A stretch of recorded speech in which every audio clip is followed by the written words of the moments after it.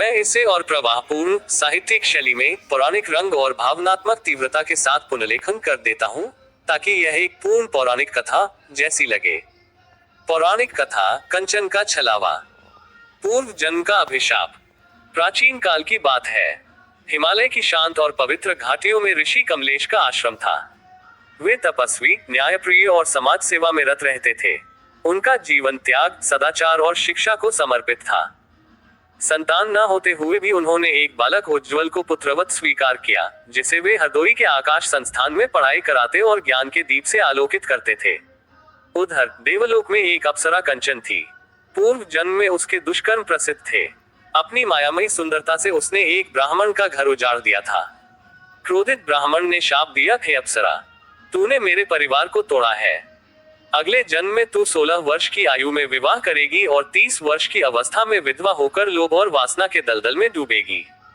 तेरी तृष्णा ही तेरे पतन का कारण बनेगी। इंद्र और बृहस्पति ने इस शाप को स्वीकार किया।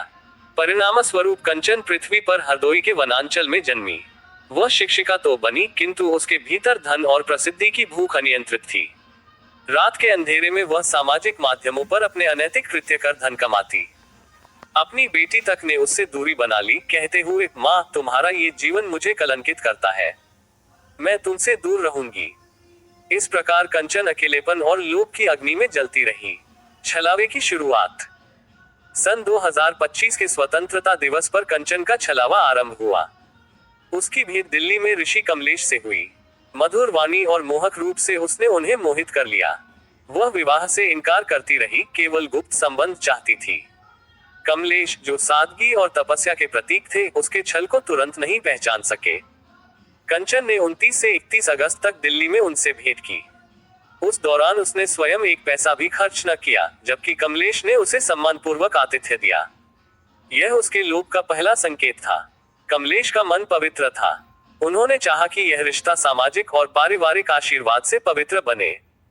इसके लिए उन्होंने कंचन की माता से संपर्क साधा, किंतु कंचन का मन केवल धन और वासना में डूबा हुआ था। राक्षसी रूप और षड्यंत्र। 13 सितंबर को कमलेश हरदोई पहुंचे। वहां कंचन का असली स्वरूप प्रकट हुआ। उसने कहा, यदि तुम अपनी संपत्ति मेरे नाम लिख दो, तभी विवाह संभव है। कमलेश सन्न रह गए। उन्हें ज्ञात हो गया कि यह नारी केवल लोभ का प्रतीक है। असफल होने पर कंचन ने क्रोध में आकर 14-15 सितंबर की रात अपने दुष्ट साथियों से कमलेश पर हमला करवाया। उनका मोबाइल छीनने का प्रयास किया गया, ताकि उसके पापपूर्ण रहस्य उजागर न हो।